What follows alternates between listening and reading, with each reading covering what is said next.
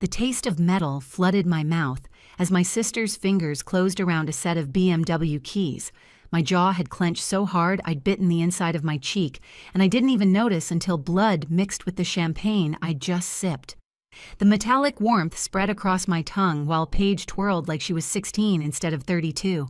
Her squeals bounced off the Christmas decorations, while our parents watched her with the kind of pride I'd spent 34 years trying to earn. The tree lights cast dancing shadows across the living room walls, illuminating the scene like some cruel theater production. Dad's face glowed with unfiltered joy as he watched Paige pirouette, his reading glasses pushed up on his forehead, forgotten. Mom clasped her hands beneath her chin like she was witnessing a miracle unfold, tears already glistening in her eyes. The car sat in the driveway, visible through the bay window, a glossy white testament to parental devotion, complete with an enormous red bow that probably cost more than what they'd spent on my entire Christmas. My own gift sat in my lap, a plastic piggy bank shaped like a cartoon character I'd outgrown before I could drive. The price tag they'd forgotten to remove curled slightly at the edge, the adhesive yellowed with age. $1.99. My name is Megan. I'm 34 and I'm a senior structural engineer. This is the story of how I finally learned what I was worth. Open it, Mom urged, gesturing toward the small rubber stopper on the bottom. Her voice carried that particular brightness she reserved for moments she considered magical. Moments that never seemed to include me. My fingers moved mechanically, the rubber stopper resistant at first before giving way with a soft pop. 2 crisp $1 bills fluttered onto the hardwood floor, landing face up near my sock-covered feet. George Washington stared up at me twice, his expression as stoic as I was trying to keep mine. "It's the start of your future home fund, honey." Dad dismissed me with a wave, already turning back to admire the gleaming white BMW through the window. The morning light caught its chrome accents, sending prismatic reflections dancing across the ceiling. "You're always so responsible with money, not like some people." He winked at Paige, who pretended to look offended, swatting at his arm with perfectly manicured fingers. The silence stretched like taffy between us until Mom filled it with the explanation she'd clearly rehearsed. "Paige needs reliable transportation for her graphic design clients. Those artsy types expect a certain image, you know. First impressions matter in her industry." I wanted to ask what industry. Paige had been building her portfolio for 6 years now, cycling through interests like seasons. Photography, then jewelry making, then interior decorating, and now graphic design. Each pivot funded by our parents without question. Each failure absorbed without consequence. Paige dropped onto the couch beside me, the cushions shifting under her weight. Her expensive perfume, something French that probably cost more than my monthly grocery budget, clouded my senses as she leaned close. "Don't worry, sis. I'll drive you around whenever you need." She patted my knee like I was a child who'd lost at a board game. "Your little Toyota must be on its last legs by now. What is it, like 10 years old?" 7, I heard myself say, "and it runs fine." The Toyota I'd paid off myself 3 years ago, the Toyota that had carried me 7 hours through mountain passes yesterday, its heater working overtime against the December chill. The Toyota that was more reliable than any relationship in this room, more faithful than any promise my parents had ever made me. I placed the piggy bank on the coffee table. The plastic made a hollow sound against the glass, a sound that seemed to echo in the sudden quiet. The cartoon character's painted smile mocked me, frozen in perpetual cheerfulness, oblivious to irony. "Excuse me, bathroom." I walked, didn't run, up the familiar stairs. My hand trailed along the banister I'd slid down as a child, back when I still believed this house held warmth for me. Past the wall of family photos where Paige's face dominated every frame. Her first day of school, gap-toothed and beaming. Her prom, draped in a dress that cost $400. Her college graduation, flanked by both parents while I'd sat 3 rows back, still finishing my shift at the campus bookstore. My photos existed too, but smaller, tucked into corners, afterthoughts in the narrative of our family. The bathroom door clicked shut behind me, and I twisted the lock with trembling fingers. The click of the mechanism felt final, like closing a chapter. My reflection stared back from the mirror above the sink, eyes dry, face composed. the face of someone who had learned early not to show weakness, not to take up space, not to need too much. I pressed my palms against the cold marble counter, the stone leaching heat from my hands, and waited for tears that wouldn't come. The pressure built in my chest instead, concrete hardening around my lungs, settling into the spaces between my ribs. I'd felt this before, this particular weight, at every birthday party that wasn't quite as special as Paige's, at every holiday where my accomplishments were noted briefly before conversations returned to my sister's dreams. At every family dinner where I'd sat quietly while Paige held court, her stories somehow always more interesting, more worthy of attention. This morning, I'd rehearsed my announcement during the entire drive from Seattle. 7 hours of mental preparation, 7 hours of imagining how this Christmas would be different. Senior structural engineer, the promotion I'd earned through nights and weekends of extra work, through projects that kept me at the office until midnight, through calculations and designs for buildings that would stand for generations. The Hartwell Tower, the Meridian Complex, the community center that had won a regional architecture award, all bearing my fingerprints in their foundations. I'd imagined their faces lighting up with pride, finally seeing me as something more than Chelsea's responsible older sister. Maybe Dad would shake my hand, his grip firm with respect. Maybe Mom would cry happy tears and ask me to tell them everything about the new role. Maybe for once I'd be the one they celebrated. Instead, I got $2. I pressed my forehead against the cool mirror, my breath fogging the glass. In the condensation, I traced an invisible line with my finger. A single stroke, then nothing. Just like me in this family, present but barely visible, there but not seen. At 2:17 a.m., I finally sat up in my childhood bed, the springs creaking in protest. The glow-in-the-dark stars I'd stuck to the ceiling when I was 8 still clung there, faded now to pale green ghosts of their former brightness. From downstairs, Paige's laughter drifted up through the heating vents as she planned road trips in her new car with our parents. Their voices carried, excited, animated, alive in a way they never were when talking to me. "We could drive down to Big Sur," Paige was saying. "Stop at all those little coastal towns." "Oh, you'll love Carmel," Mom replied. "We should go together, a girls' trip." A girls' trip? Not once in 34 years had my mother suggested a girls' trip with me. I packed in darkness, moving quietly across the creaking floorboards I knew by heart. The faded stuffed bear from Grandma, the one person who'd ever made me feel chosen, went into my suitcase first, then my college photo album, heavy with memories of the first place I'd ever felt like I belonged, the wooden box containing my first professional blueprint, the one my mentor had helped me draft, his pencil mark still visible beneath my own lines. The expensive gifts I'd given my family over the years stayed where they were. The leather briefcase for Dad that had cost 2 weeks' salary, the silver bracelet Mom had admired in a Seattle boutique window. I'd gone back 3 times before finally buying it. The professional camera lens Paige had casually mentioned wanting, the one I'd researched for hours to make sure I got exactly the right model. They were never about gratitude anyway. They were about trying to buy what should have been freely given. The house was silent as I carried my suitcase down the stairs, each step deliberate and soft. My house key sat cold in my palm for a moment, the brass worn smooth from years of use. I placed it on the kitchen counter beside the coffee maker that would brew in 3 hours, right where Mom would see it when she came down for her morning routine. They'd made their choice. Every piggy bank and overlooked achievement an empty seat at my graduation. They'd been making their choice for 34 years. Now I was making mine. The front door closed behind me with barely a whisper. The December air hit my face like a slap, sharp and clarifying. My breath plumed white in the darkness as I loaded my suitcase into the trunk of my faithful Toyota, the car they found so beneath mention.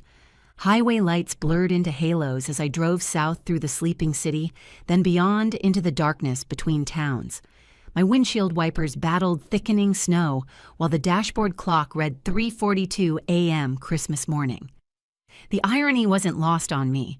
While families across the country would wake to joy and togetherness, I was fleeing mine at 70 miles per hour on an empty highway. Bing Crosby crooned about white Christmases from the radio, his warm voice filling the car with memories of better times that had never actually existed. I twisted the volume to silence. Some lies are easier to believe when they're set to music. The miles accumulated beneath my wheels, each one putting distance between me and Portland, between me and the family that had spent 3 decades teaching me I was less than. The snow fell heavier now, blanketing the world in white, erasing the landscape into something new and undefined. Like me, I thought. Undefined. Free to become something other than what they'd decided I should be. Around 6, my phone buzzed against the center console. Mom's face lit up the screen. The photo from 3 Christmases ago when she'd been laughing at something Paige said. I let it ring, already knowing what the voicemail would contain. I was right. Her voice, crisp and practical, filled the car through the speaker. Megan, it's Mom. Did you remember to pay the electric bill for the cabin before you left Seattle? I can't find the confirmation email. Call me back. Not, are you safe? Not, where did you go? Not, please come home. Not even Merry Christmas. The electric bill. For the cabin they'd bought as a family retreat.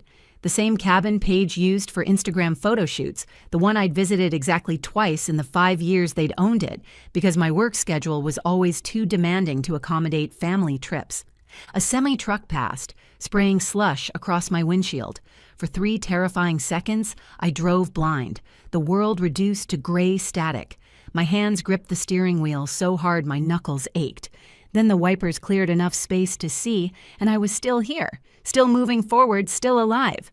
The memories flooded faster than the wipers could clear them away, each one a snapshot of systematic exclusion. 5th birthday, the first one I remember clearly. Paige got princess decorations, pony rides, a 3-tier castle cake that Mom had special ordered from a bakery downtown. 30 neighborhood kids wearing party hats, their laughter ringing through our backyard. A magician who pulled a rabbit from his hat and Paige got to keep it. She named it Snowball and lost interest within a month. My birthday the following year, grocery store sheet cake with my name misspelled, Megan instead of Megan. 2 friends from kindergarten, their mothers eager to leave. Paper plates from the dollar bin, already creased from poor storage. No magician, no pony, no 30 kids, just me and chocolate frosting and the first seeds of understanding that something wasn't equal. Your sister needs the social stimulation, Dad had explained, when I'd finally worked up the courage to ask why. His hand had rested on my head, a gesture meant to be comforting. You're more independent, sweetheart. You don't need all that fuss. Independent, their code for you don't need us. A label they'd affixed to me like a price tag, using it to justify every disparity that followed. High school graduation, 4 years of straight A's, advanced placement courses, staying after school for extra help I didn't need just to show dedication. Valedictorian. My carefully crafted speech about persistence and dreams had taken me weeks to perfect. I'd practiced in front of my bedroom mirror until I knew every word, every pause, every moment where I'd look up and meet my parents' eyes. But when the moment came, I looked out at the family section and found empty seats. Paige had a junior varsity soccer game, an away game 2 hours from home, a game that wouldn't affect any standings, a game just like dozens of others. They'd chosen it over the speech their daughter would only give once. We'll watch the recording, Mom promised when they got home that night, Paige still in her soccer uniform, dirt streaked across her shin guards. The VHS tape sat unwrapped on my dresser until I left for college. To my knowledge, they never watched it. Your sister needs the encouragement, Mom had said, as if that explained everything. You always succeed without our help. Without help, their code for you're on your own. A self-fulfilling prophecy. Of course I succeeded without their help. I never had any other choice. College years flashed before me as highway signs counted down miles to the California border. Working 25 hours weekly between the campus bookstore and the cafeteria, my hands perpetually smelling of coffee and old paper, taking maximum course loads to graduate early, to save money on tuition they weren't going to help with anyway, stretching student loans and scholarships until they squeaked, until every dollar had a purpose and there was nothing left for extras. While I worked, Paige explored artistic inspiration across Europe on our parents' dime. 6 months in Paris studying light, 3 months in Barcelona, understanding architecture. 2 months in Florence, absorbing Renaissance energy. Her Instagram feed from that year was gorgeous. Cafes and cathedrals and sunsets over ancient rooftops. My feed was non-existent. I didn't have time for social media between classes and work and studying and trying to build something from nothing. "Your sister needs to find herself," Dad had insisted during one of our rare phone calls, his voice carrying that tone of patient explanation, as if I were a child who couldn't grasp complex concepts. "You've always known exactly who you are. Known who I am. Their code for you don't deserve exploration. As if my identity were so fixed, so simple that I couldn't possibly benefit from the same opportunities they lavished on Paige." My phone rang again, cutting through the memories. Not family this time, Daniela Reyes. My college roommate turned lifelong friend, the one person who'd witnessed the disparity firsthand and never tried to explain it away. "Where are you?" Her voice, warm with worry, filled the car through Bluetooth. In the background, I could hear the soft sounds of her apartment, a coffee maker percolating, morning news murmuring from a television. "Somewhere in southern Oregon." My voice sounded hollow, like it was coming from far away. "Heading south." To where? The question hung in the air, unanswerable. I hadn't thought that far ahead. All I'd known was that I needed to leave, needed to put miles between myself and the $2 valuation they'd placed on my worth. "I don't know." The line went quiet for a moment. I could picture Daniela in her kitchen, dark curls pulled back, coffee mug cradled in both hands, forehead creased with concern. We'd been friends for 16 years, since the day we'd been randomly assigned as roommates freshman year. She'd seen me cry exactly 3 times, twice over breakups, once over a grade that had threatened my scholarship. She knew what it meant that I wasn't crying now. "Come to San Francisco," she said finally, her voice leaving no room for argument. "Stay with me, as long as you need."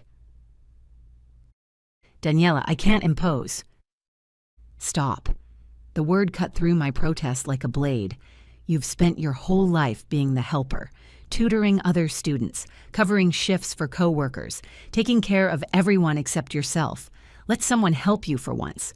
The words cracked something open inside me, something I'd kept sealed tight for so long I'd forgotten it existed. Help? Such a simple concept. In my family, help flowed one direction, toward Paige, toward my parents' projects, toward anything and anyone except me. The idea that I could receive without owing, could accept without immediately calculating how to repay. It felt foreign, almost dangerous. "Okay," I whispered, surprising myself. "Text me your location every hour," Daniela instructed, her tone shifting into practical mode. "Drive safe. Stop if you need to rest. I'm making up the guest room right now." The call ended. I eased back onto the highway, wipers clearing fresh snow. For the first time since leaving Portland, my shoulders lowered slightly from their defensive hunch. Somewhere ahead, someone was preparing a space for me, someone who expected nothing in return except my safety. By 7:30 a.m., I crossed the California state line. The Welcome to California sign gleamed in early sunlight, snow giving way to rain, and then to dry pavement as I descended from the mountains. My phone screen showed 17 missed calls, 32 text messages. I didn't read them. With deliberate motions, I turned off notifications from Mom, Dad, and Paige. The silence felt weightier than any accusation they could hurl, heavier than any guilt trip they could construct. In that silence, I could hear myself think for the first time in years. My stomach growled, reminding me I hadn't eaten since yesterday's Christmas Eve dinner, a meal I'd barely touched, too nervous about my planned announcement to enjoy the food. A small roadside diner appeared ahead, its neon open sign a beacon in the gray morning light. The parking lot held only 3 other cars, their windshields still wet with recent rain. Inside, warmth enveloped me like an embrace. Coffee-scented air and the sizzle of breakfast on a distant grill. Booths upholstered in cracked red vinyl, a counter lined with chrome stools, and a Christmas tree in the corner decorated with what looked like decades of accumulated ornaments. The kind of place that existed outside of time, serving the same menu to the same kinds of travelers year after year. An older waitress with silver-streaked hair approached with a coffee pot already in hand. Her uniform was slightly faded, her name tag reading Gloria in letters that had seen better days, but her eyes were sharp and kind. "Rough night?" she asked, filling a mug without waiting for my answer. Steam rose between us, carrying the rich scent of strong brew. "Rough life," I muttered, then felt immediately embarrassed by the melodrama. I was sitting in a warm diner on Christmas morning with a car that worked and a friend waiting for me and a job that paid well. What right did I have to complain? But Gloria didn't flinch. She set the coffee pot on the table and slid into the booth across from me, something I suspected wasn't standard diner protocol. "Honey, I've been serving coffee for 40 years. I know heartbreak when I see it." Her weathered hand rested briefly on mine, her skin papery and warm. "Family or boyfriend?" "Family?" She nodded slowly, as if I'd confirmed something she already knew. "Blood makes you related. Love and respect make you family." She let the words settle before sliding a menu toward me. "The special's good today. Comes with extra bacon." I ordered the special. Eggs, hash browns, bacon, toast, and wrapped my hands around the coffee mug, letting its heat seep into my palms. Gloria's words echoed as I watched snowflakes begin to fall again outside, dissolving against the window glass like tiny prayers. "Blood makes you related. Love and respect make you family." For 34 years, I'd been related to the Garrett family. I'd shared their last name, their holiday tables, their chromosomes. But love? Respect? Those had been rationed, measured out in doses calibrated to remind me of my place. Perhaps it was time to find out what being part of a real family felt like. The food arrived more than I'd expected, arranged on a plate with care that seemed personal rather than professional. I ate slowly, tasting each bite, and when I left, I placed a $20 bill under the empty mug. 3 weeks later, I stood in Daniela's spare bedroom in San Francisco, staring at my phone as it vibrated against the nightstand for the 13th time that morning. Dad's number again. I counted to 10 before silencing it, adding his call to the growing cemetery of voicemails I refused to resurrect. The first week, their messages held confusion. "Where are you? Your bed wasn't slept in. Call us back." The second week brought manufactured concern. "We're worried about you. This isn't like you. Please let us know you're okay." Now, in week 3, they'd evolved into something darker. Manipulation wrapped in parental authority, guilt trip dressed in loving words. I pressed play on Dad's latest voicemail, holding the phone away from my ear as if distance could soften the impact. "Megan Elizabeth Garrett." His voice thundered through the speaker, using my full name the way he always did when asserting control. "If you don't return this car immediately, I'll report it stolen. This childish behavior has gone on long enough. You're 34 years old, not some teenager throwing a tantrum. Your mother has been worried sick, and frankly, I expected better from you." The Toyota. My Toyota. The one with my name on the title.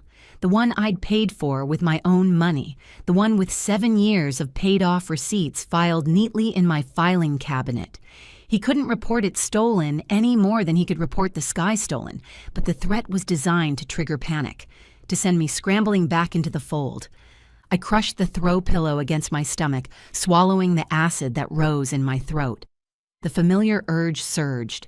Call back, explain, apologize, smooth things over. The urge of a lifetime spent keeping peace at any cost.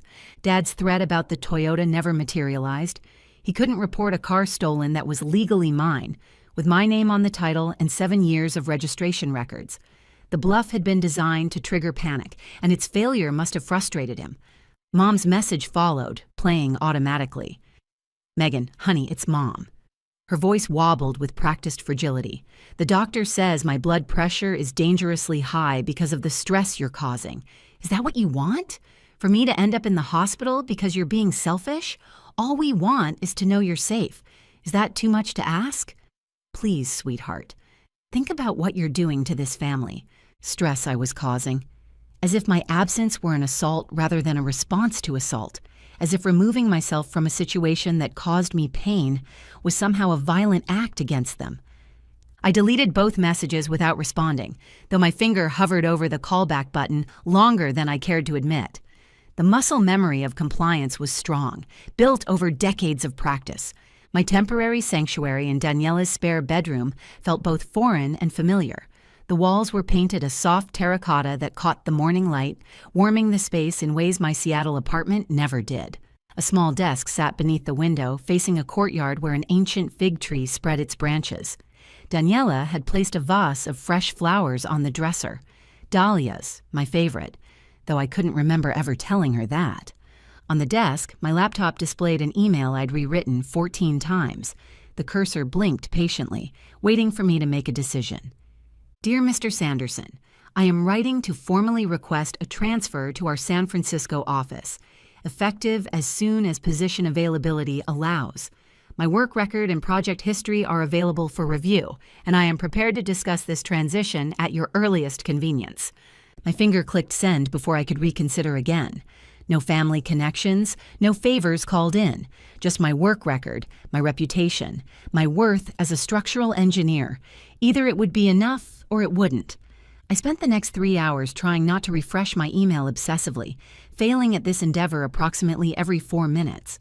Daniela brought me tea at noon, then lunch at 1, then a gentle suggestion at 2 that perhaps staring at my inbox wasn't the healthiest coping mechanism. At 3:47 p.m., the approval arrived. Dear Ms. Garrett, we are pleased to approve your transfer request to our San Francisco office. Your contributions to the Seattle team, particularly your work on the Hartwell Tower and the Meridian Complex, have been exemplary. The San Francisco office is fortunate to have an engineer of your caliber joining their team.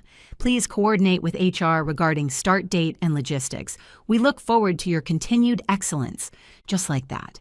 As if I'd always been capable of creating my own path, of being valued for what I contributed rather than discounted for who I was related to.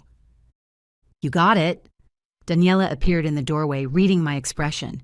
Her dark curls framed a face lined with genuine happiness.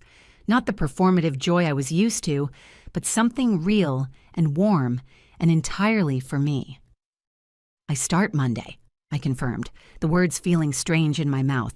Good strange. New. Daniela grinned, bouncing on her heels. Already called Andrea from my book club. She manages apartments in the Mission District, rent-controlled, safe building, 20-minute walk to your new office. She's holding a 1-bedroom for you until tomorrow. You didn't have to.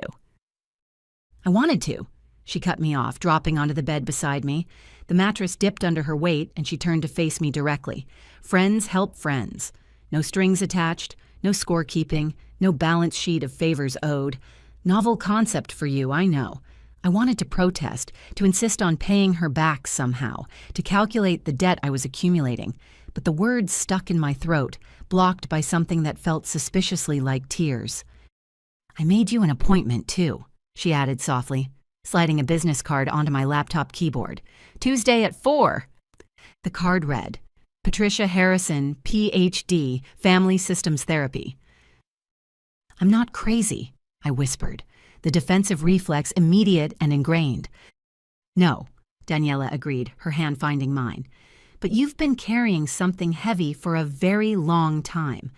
34 years of something heavy. It might help to put it down somewhere safe. Tuesday afternoon, Dr. Harrison's office smelled like lemon furniture polish and old books. The walls were lined with shelves, each one packed with volumes whose spines showed the wear of actual reading. A small fountain burbled in the corner, its sound designed to soothe, and 2 armchairs faced each other across a low table holding a box of tissues. Dr. Harrison herself wore reading glasses on a beaded chain and sensible shoes that made no sound on the thick carpet.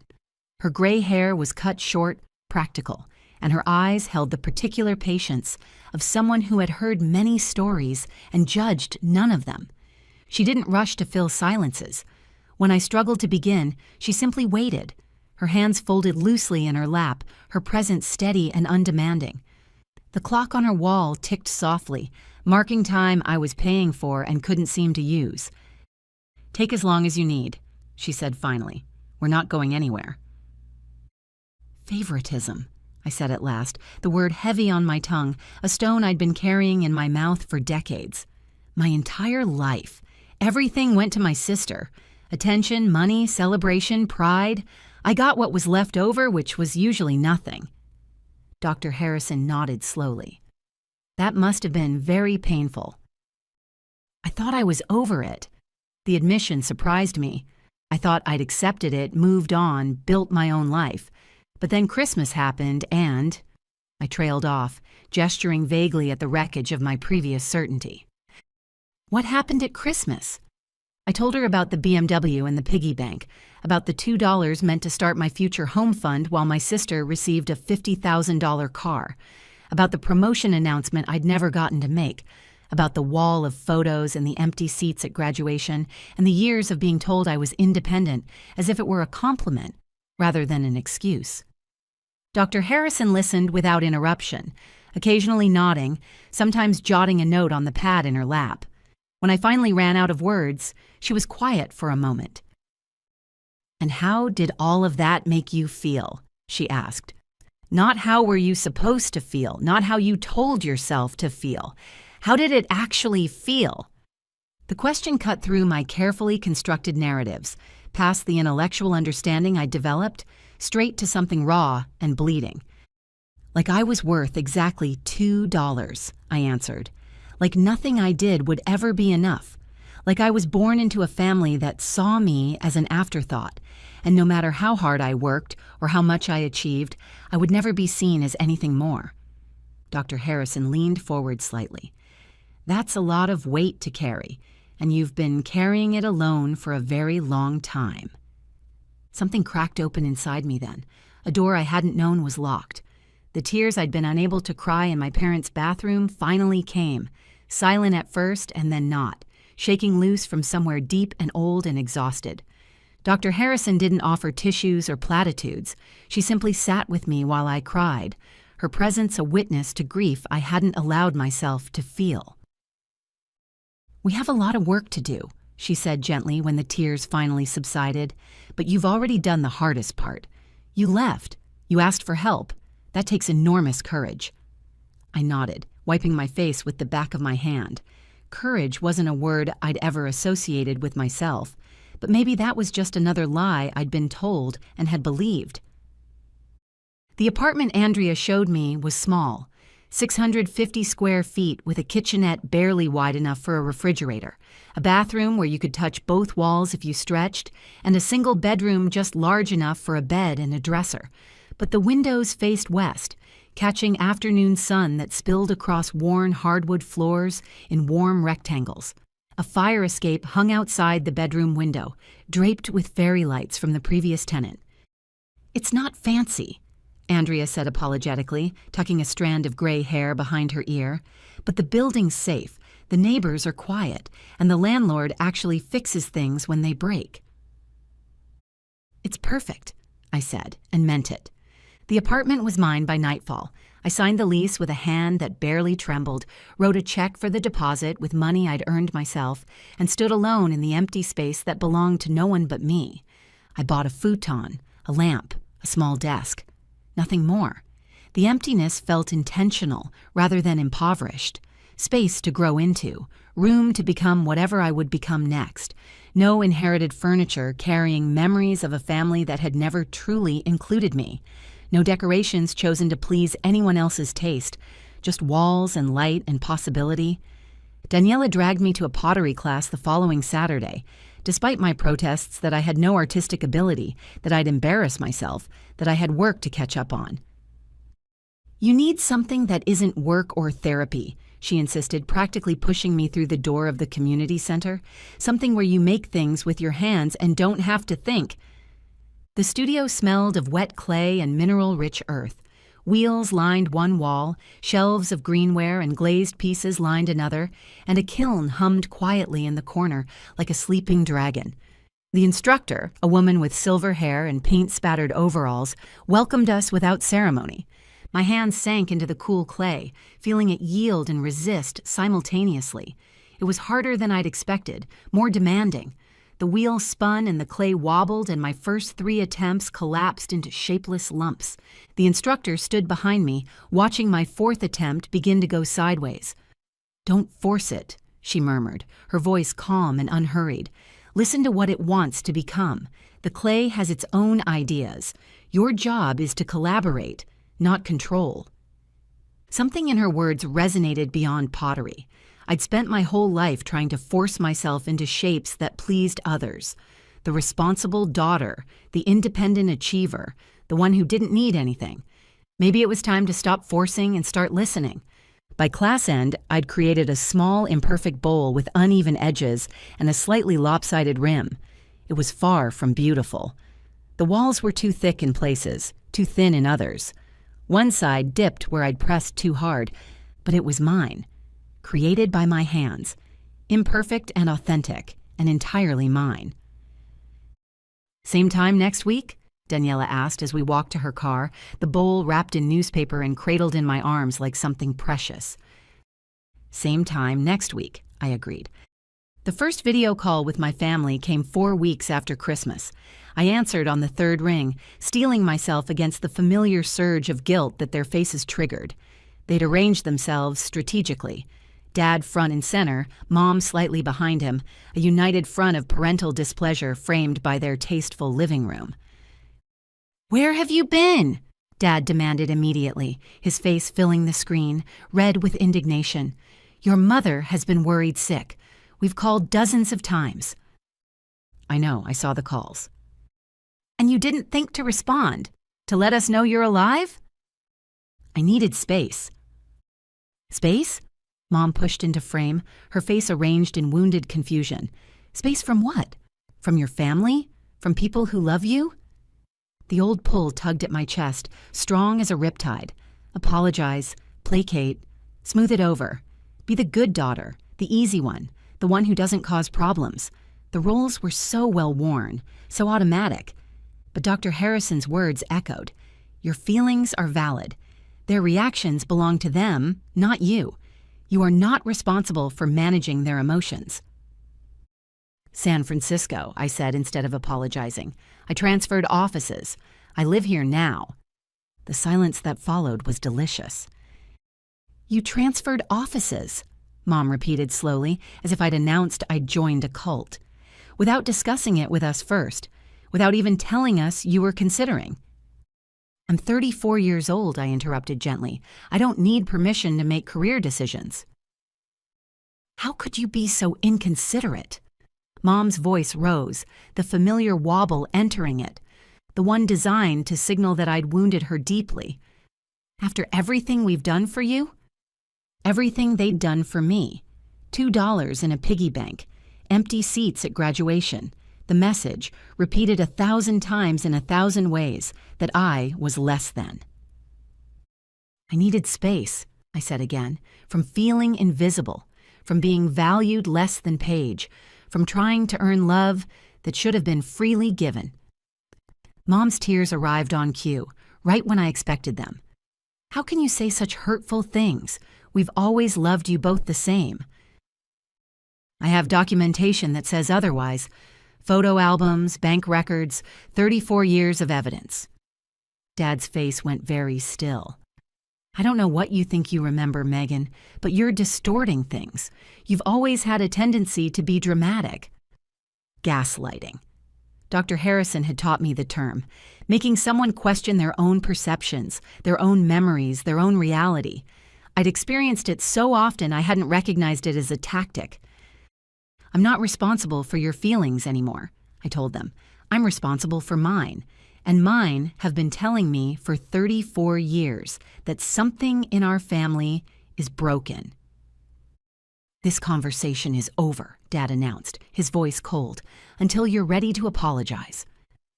I felt the old panic rise, the fear of being cut off, rejected, abandoned. Then I remembered. I'd already been cut off. I'd been cut off since childhood, excluded from the inner circle of family that revolved around Paige. This was just making the unofficial official. "Then I guess we're done talking," I answered and ended the call. In the days that followed, the rumors reached me through various channels. LinkedIn messages from former co-workers who'd heard things, texts from distant relatives who wanted to check in. According to the narrative my family was spinning, I'd had a mental breakdown. I was living in squalor. I'd possibly joined a cult. I was unstable, ungrateful, possibly dangerous. Paige's Instagram featured tastefully filtered photos of her looking concerned, captions about praying for family members struggling with mental health and hoping my sister finds peace. The comments were full of supportive emojis and offers of prayers. None of them knew the real story. None of them asked. My new co-workers knew nothing of this narrative. They saw only my work. The precision of my calculations, the innovation in my designs, the way I solved problems other engineers found intractable. When my team finished the Henderson Bridge project ahead of schedule, my supervisor took me aside to praise my leadership. When I proposed a new approach to load distribution that saved the company 12% on materials, it was implemented across all current projects. Here, I was valuable. Here, my worth was measured in what I contributed, not in relation to who I wasn't. Paige showed up unannounced at my office building 10 days later. Our company's San Francisco headquarters was listed on the public website. Any search for my employer would have revealed the address. I watched from a conference room window as she approached the reception desk, her designer handbag on her arm, her expression arranged in sisterly concern. She'd come to rescue me, presumably, to bring me back to the fold, to help me see reason.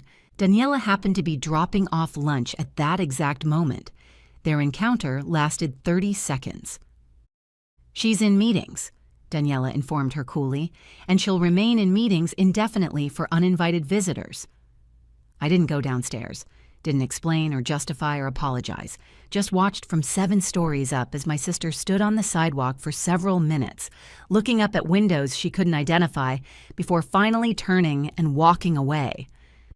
My therapy group met Wednesday evenings in a church basement that smelled of old coffee and worn hymnals. 8 strangers connected by similar wounds. People whose families had taught them they were less than, who had spent years trying to earn love that should have been freely given, who were slowly learning that they deserved better. Raymond was 60, an accountant who hadn't spoken to his brother in 20 years. His family had chosen the brother in a dispute over their parents' estate, and Raymond had finally chosen himself. "Family doesn't get a pass just because they're family," he said during my 3rd session, his voice rough with hard-won wisdom. "Love without respect isn't love. It's possession. It's conditional approval dressed up in pretty words." Miranda was 42, a teacher whose mother had spent decades telling her she was fat, ugly, and would never find a husband. She'd found a husband, then lost him because she couldn't believe anyone would actually want her. She was learning to want herself first. "We weren't the problem," she told me once during coffee after a session. "They made us think we were the problem because it was easier than examining themselves. But we were just kids who deserved to be loved." The words settled in my chest like truth, finally coming home. 6 months after Christmas, my apartment had transformed. Pottery lined the windowsills, each piece more refined than the last. Bowls and vases and small sculptures that traced my growing skill. A proper bed had replaced the futon, dressed in sheets I'd chosen because I liked them, not because they were practical or on sale. Artwork hung on the walls. Prints I'd bought at local galleries, pieces that made me feel something when I looked at them. The promotion to senior project manager came with a raise that ended any lingering financial anxiety. My team respected me. My supervisor trusted my judgment. I was building things that would outlast me. Bridges and buildings and structures that would shelter people for generations. On my bookshelf sat the plastic piggy bank. I'd filled it with $2 bills, one for each week of freedom. Not as punishment or bitter reminder, but as documentation. Evidence that I had survived. That I was more than the valuation they'd placed on me. Sometimes the smallest betrayals reveal the largest truths, and sometimes the largest transformations begin with the smallest acts of self-preservation, like walking out the door. The ivory envelope arrived on a Tuesday, slipping through my mail slot to land on the floor like a challenge. I knew what it was before I picked it up. The weight and texture unmistakable. Wedding invitation, thick cardstock, probably letterpressed. The return address showed my parents' home. Mom must have gotten my new address from the HR department when she called my old Seattle office, claiming a family emergency. Classic. Cousin Vanessa's wedding. My name in swooping calligraphy. Megan Garrett. No +1, just me. Expected to return to the fold unaccompanied, to perform the role of dutiful family member at an event where I'd surely be scrutinized for signs of the mental breakdown they'd invented. The envelope sat on my kitchen counter for 3 days, unopened. "What are you thinking?" Dr. Harrison asked at our next session. "I'm thinking I want to go," I said, surprising myself. "On my terms, to show them. No, to show myself. That I'm not afraid anymore." "That's a significant change from where you were a few months ago." I've been hiding. The realization had come to me during a pottery class, my hands shaping clay while my mind wandered. Not physically. They know where I am, but emotionally. I've been avoiding them because I was scared of falling back into old patterns, scared of becoming the old Megan who apologized and accommodated and shrank to fit whatever space they allowed her. And now? Now I want to test myself. I want to stand in that room with all of them and feel nothing but my own 2 feet on the ground. Dr. Harrison smiled slightly. "That sounds like growth." I booked a room at the Westin, 4 blocks from the venue. Dad called twice, insisting I stay at the family rental house with everyone else. Like a real family, he'd said, as if that phrase meant anything anymore. I let his voicemails pile up without responding. The boundary was the message. My flight from San Francisco touched down at PDX in the late afternoon, giving me just enough time to check into the Westin, shower off the travel, and change into the emerald dress I'd packed specifically for this moment. The rehearsal dinner glowed golden against the twilight Portland sky, the venue's large windows spilling warm light onto the sidewalk where I stood. I could see figures moving inside, family members I hadn't seen in 7 months, some I hadn't seen in years. They'd all have opinions. They'd all have heard the stories. I touched the smooth stone pendant Daniela had given me before I left. "Strength isn't about not feeling fear," she'd said, fastening the clasp behind my neck. "It's about feeling it and walking forward anyway." My heart pounded against my ribs. My palms were slick with sweat. But my feet moved forward, carrying me toward the heavy wooden door. I straightened my shoulders and pushed it open. The buzz of conversation died like someone had pulled a plug. Heads turned in waves. First the people nearest the door, then those further in, a ripple of recognition spreading through the room. My mother's hand flew to her throat. My father's drink paused halfway to his lips. Cousin after cousin stopped mid-word to stare. I'd changed. The woman who'd fled at Christmas was a shadow, uncertain and diminished. This woman wore tailored black pants, an emerald silk blouse that matched her eyes, heels that announced each step with quiet authority. The diamond studs in my ears, purchased with my own money for no occasion other than wanting them, caught the light as I scanned the room. I didn't rush toward anyone, didn't apologize for my entrance or try to minimize my presence. Just stood in the doorway for a moment, letting them look, letting them see what 7 months of therapy and self-work and freedom had created. Paige approached first, arms outstretched for a hug, but something was different about her. The designer watch was gone from her wrist. The highlights in her hair had grown out, darker roots showing.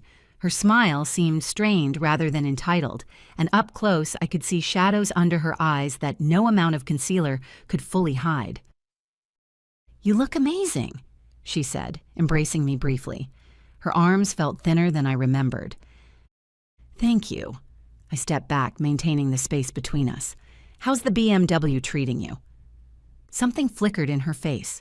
Embarrassment, maybe, or shame. I had to trade it in.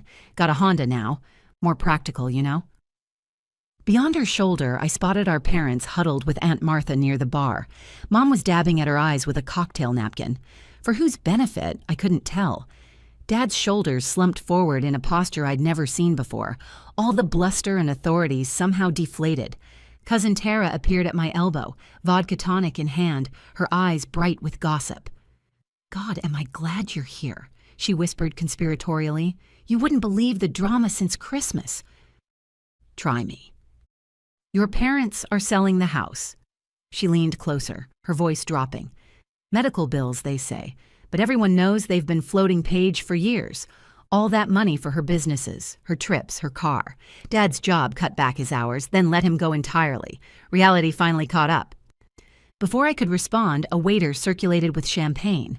I took a glass, watching the bubbles rise and burst against the surface.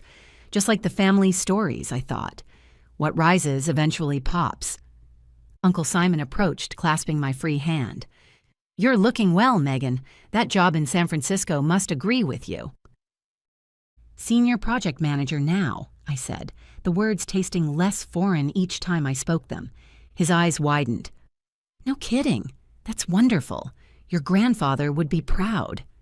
More relatives orbited toward me throughout the evening, drawn perhaps by curiosity about the prodigal daughter who'd fled in the night. Cousin Michael confessed in a low voice that he'd always noticed how differently I was treated. I wanted to say something, but you know how families are. Aunt Martha hugged me too tightly, whispering, "Your father lost his job 3 months ago. Your mother's on anxiety medication. They're struggling." I absorbed each revelation with the strange detachment of someone watching waves break against a shore from which they'd retreated to higher ground. None of it changed what had happened. None of it erased 34 years of dismissal. But I could hold the information without drowning in it, a skill I hadn't possessed 7 months ago. My father cornered me during cocktail hour, bourbon heavy on his breath. The confrontation I'd been expecting finally arriving. "Family sticks together, Megan." His voice carried the familiar weight of authority, but something essential had crumbled beneath it. He looked older than I remembered, smaller somehow. The patriarch who'd loomed so large in my childhood had shrunk to merely human scale. No matter what. "No matter what, Dad?" I met his gaze without flinching, without looking away. Or do some family members stick together while others get pushed aside? Because I have 34 years of evidence for the second option. His face reddened. "We've always supported you." $2 in a piggy bank. The words came out softer than I'd expected, but they landed with precision. That was your definition of support. That was what you thought I was worth. He opened his mouth, to argue, probably, or to explain, or to reframe. But I watched the words die on his lips. For once in my life, I'd said something he couldn't dismiss or minimize or turn back against me. He walked away without responding. In the ladies' room, fixing my lipstick in the mirror, my mother appeared beside me. Her reflection showed every year of her age, makeup settling into creases that hadn't been there at Christmas. Her eyes swam with tears. Genuine ones, I thought, though I could no longer be certain. "We miss you so much," she said, reaching for my hand. I continued touching up my lipstick, not rudely, just not stopping. "I miss who I thought you were, too." The words hung between us, honest and sad and final.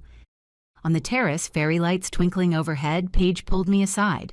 The evening air carried the scent of roses from the garden below, incongruously beautiful given the conversation we were about to have.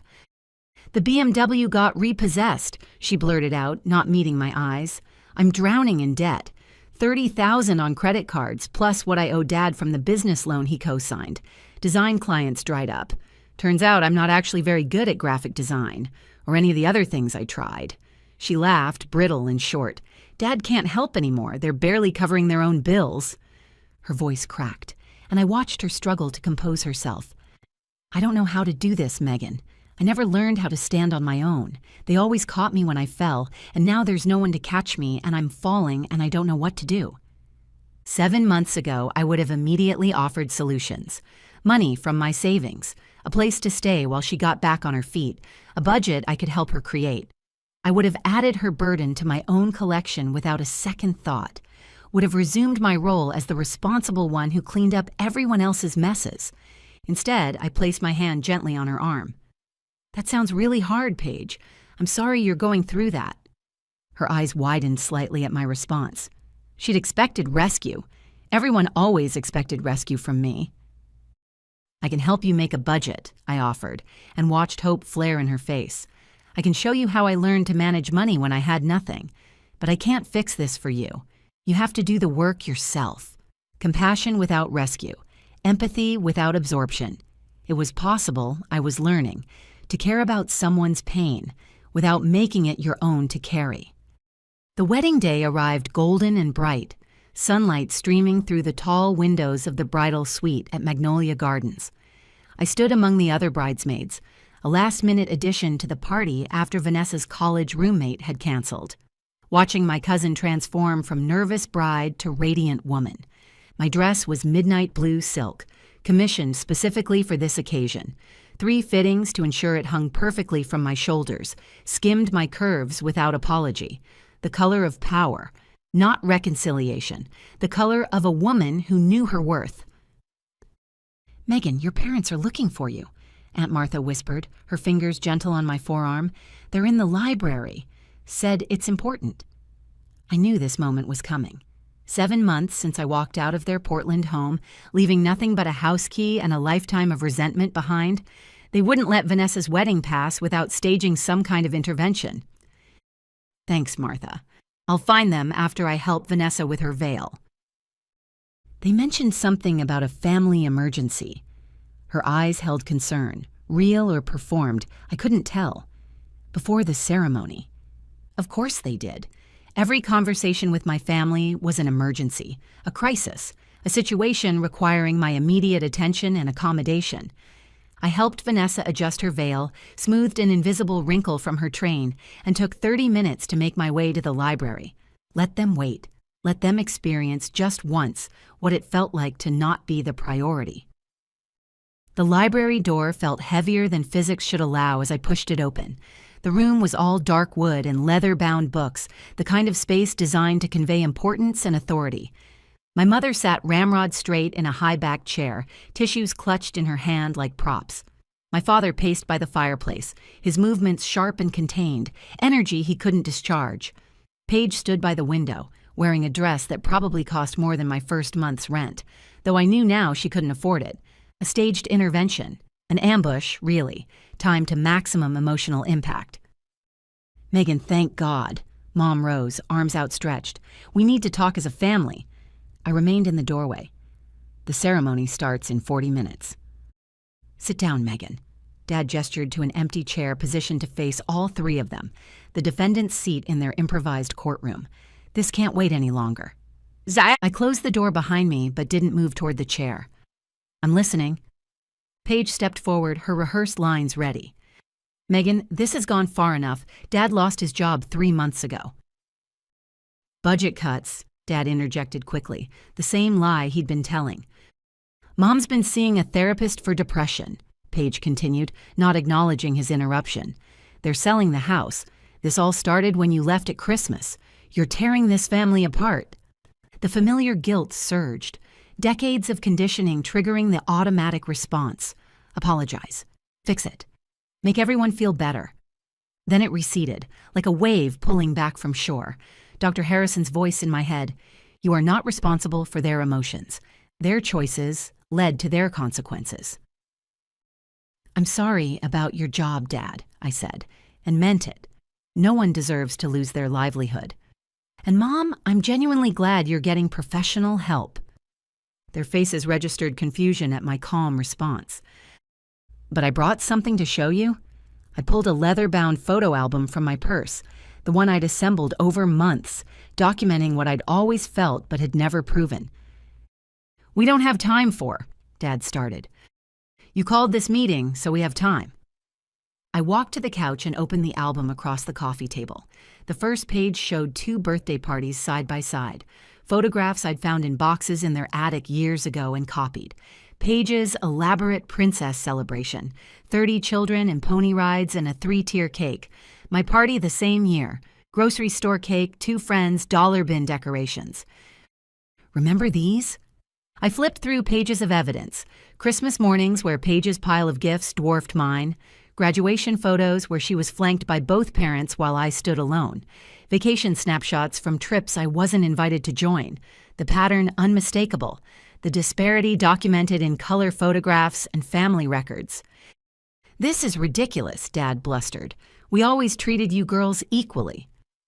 I pulled out a folder of financial records, documents I'd assembled from years of careful observation, amounts mentioned in overheard conversations, figures Paige had bragged about on social media, bank statements from the joint account I'd briefly shared with Dad during college before he removed me, and receipts I'd found while helping Mom organize her home office one Thanksgiving.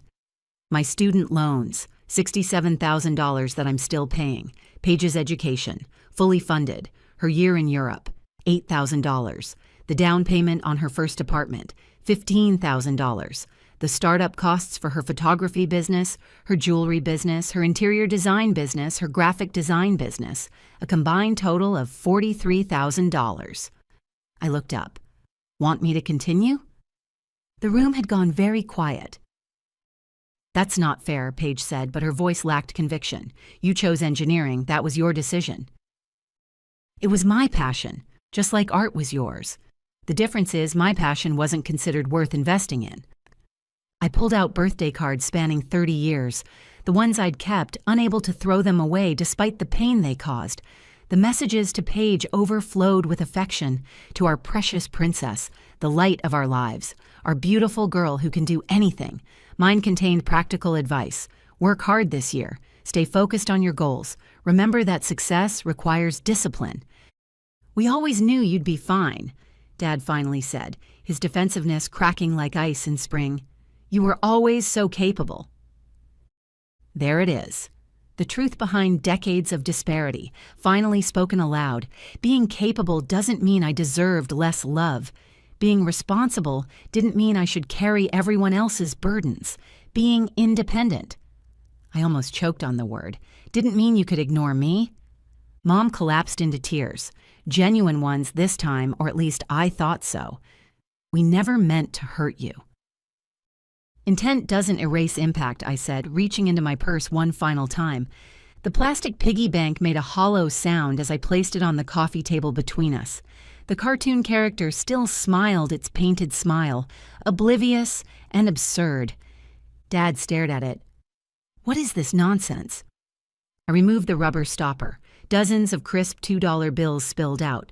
Unusual currency, eye-catching, each one representing a week of freedom, a week of learning my own worth. I've saved one for every week since Christmas, I explained. This isn't about money, it's about what you thought I was worth. You gave me $2 and a children's toy while giving Paige a $50,000 car. That's the ratio. That's how you valued us. Paige picked up one of the bills, turning it over in her manicured fingers. Her nails weren't perfect anymore, I noticed.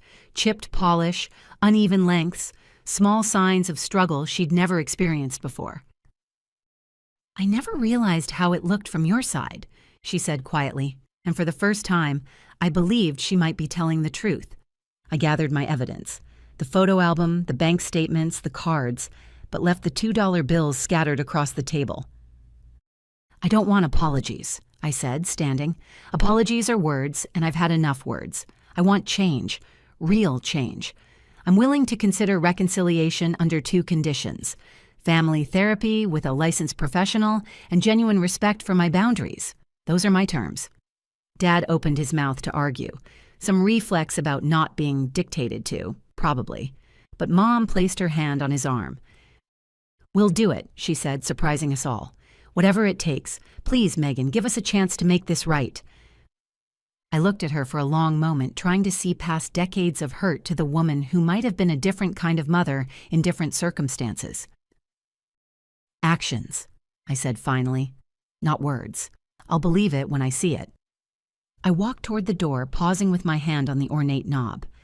I need to join the other bridesmaids for the processional. Daniela flew up to support me. She's already seated in the third row. As I stepped into the hallway, smoothing my midnight blue dress, I heard Paige whisper to our parents, "She's different now." She was right. The woman who left that Christmas morning, carrying nothing but grief and resolution, driving through snow toward an uncertain future, was gone. In her place stood someone who finally understood that her worth wasn't measured by what others thought she deserved, but by what she refused to accept. The ceremony was beautiful. Vanessa glowed with happiness as she walked down the aisle.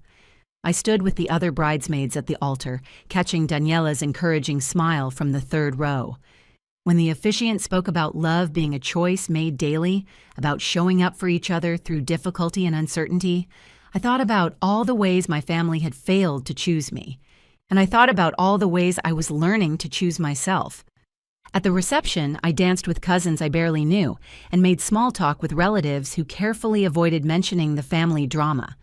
My parents watched me from across the room, their faces uncertain, as if seeing me clearly for the first time. Paige approached once to ask if we could get coffee sometime, and I said yes. Not a promise of reconciliation, but an openness to possibility. 1 year after that Christmas morning, sunshine spilled across the hardwood floors of my San Francisco apartment. The space had transformed from empty potential into something that felt like home. My home, built on my terms, filled with things that meant something to me. Friends gathered around my table. A table I'd chosen myself, from a store I'd found myself, paid for with money I'd earned myself. The scent of rosemary and sage from the roasting turkey mingled with laughter, real laughter, not the strained performance I'd grown up with, not the careful navigation of egos and favorites and unspoken rules, just people who chose to be here, enjoying each other's company. To Megan, Daniela raised her glass, her dark curls catching the light from the window. Who builds bridges better than anyone I know, both at work and in life? My cheeks warmed at the toast. A year ago, I would have deflected the praise, turned attention elsewhere, made myself smaller. Now I let it land, let it settle, let it become part of who I understood myself to be. Marcus squeezed my hand under the table. 6 months together, and his touch still sent electricity through me. Not the lightning strike of infatuation, but the steady current of something building toward permanence. An environmental engineer who valued sustainability in everything, including relationships. When he'd first asked me to coffee, I'd almost declined. Old habits of self-denial die hard. Dr. Harrison had called it progress when I said yes. And to Senior Project Manager Garrett, Marcus added, his eyes crinkling at the corners, whose team finished the Anderson complex 3 weeks ahead of schedule. 3 weeks ahead of schedule and under budget, I corrected, smiling. Let's give credit where credit is due. The afternoon unfolded in warmth and ease. Friends from my pottery class brought wine and homemade bread. Colleagues from work stopped by with desserts. Daniela's partner proposed a toast to chosen family, and I felt something expand in my chest. Not the old tightness of grief, but something lighter. Something like gratitude. My phone buzzed with a video call. Paige, our monthly check-in, a ritual we'd established after 6 months of family therapy. "Merry Christmas," she said when I answered. Her apartment was visible behind her, smaller than mine now, sparsely furnished with second-hand finds, no designer furniture, no expensive art. Working 2 jobs had given her perspective, along with shadows under her eyes that spoke of hard-won transformation. "Merry Christmas. You look tired." "Double shift yesterday." She shrugged, but there was something different in the gesture. Not self-pity, more like acknowledgement.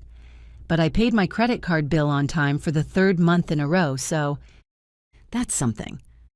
It's something. She paused, her expression shifting. "Dad's 90 days sober today. He wanted me to tell you." The information landed without the impact it might have had a year ago. Not cold exactly, but measured, protected. I'm glad he's getting help. And Mom's volunteering at the community center 3 days a week. She says it gives her purpose. Good for her. Paige nodded, understanding that I wasn't ready for more than this. These careful exchanges of information, these monthly check-ins that rebuilt trust one small brick at a time. The family therapy sessions had helped. Not healed everything, not by a long shot, but begun to shift something fundamental in how we all related to each other. "I made you something," she said, holding up her phone to show a handmade clay ornament. Clearly her first attempt at pottery, lopsided and wobbly and imperfect. "I signed up for a class. Figured if you could learn, maybe I could too." Something softened in my chest. "It's beautiful." "It's terrible." She laughed genuinely. "But I made it myself. First thing I've ever made myself, mailing it tomorrow." After we hung up, another message arrived. Mom. A photo of my childhood dollhouse, the one I'd loved more than anything else I owned as a child, the one they'd kept in the attic after I outgrew it, promising to save it for someday. Found this while downsizing, her text read. It always belonged to you. Shipping it next week. Attached was a photo of transfer paperwork officially signing ownership over to me. A small gesture, maybe. A small acknowledgement of wrongs that couldn't be fully righted. But small gestures were how we rebuilt. One careful step at a time. Later, when the guests had gone and Marcus helped with the last of the dishes, I stepped onto my balcony. San Francisco Bay stretched before me, lights from the bridges reflecting on dark water like scattered stars. Buildings I'd helped design stood in silhouette against the night sky. The Henderson Bridge, the Coastal Research Center, the affordable housing complex that had won an award last month. My fingerprints on structures that would shelter people for generations. Deep thoughts? Marcus joined me, wrapping a blanket around my shoulders against the December chill. Just grateful. I leaned into his warmth. For a long time, I thought my worth was determined by how useful I could be to other people, how responsible, how accommodating. I thought if I could just be enough of those things, eventually someone would see me, really see me. And now? I considered the question, watching my breath cloud in the cold air. Now I know that worth isn't something you earn through usefulness. It's something you claim by knowing what you won't accept, what you deserve, what you refuse to settle for. Inside, visible through the sliding glass door, the plastic piggy bank sat on my bookshelf, still filled with $2 bills, one for each week of freedom, 52 of them now, a year's worth of choosing myself. Sometimes the greatest gift, I said, is realizing what you won't accept anymore. Marcus kissed my temple, a gesture both simple and profound. I'd spent 34 years being told I was worth $2. 1 year learning I was worth infinitely more. The math finally balanced, not because my family had changed, though they were trying, and not because I'd proven anything to anyone else. The math balanced because I'd finally proved something to myself. I was worth every bridge I built, every building I designed, every bowl I shaped from clay. I was worth the friendships I'd chosen and the love I'd allowed in. I was worth the boundary I'd drawn and the distance I'd traveled and the woman I'd become. I was worth so much more than they ever gave me credit for, and I would never forget it again.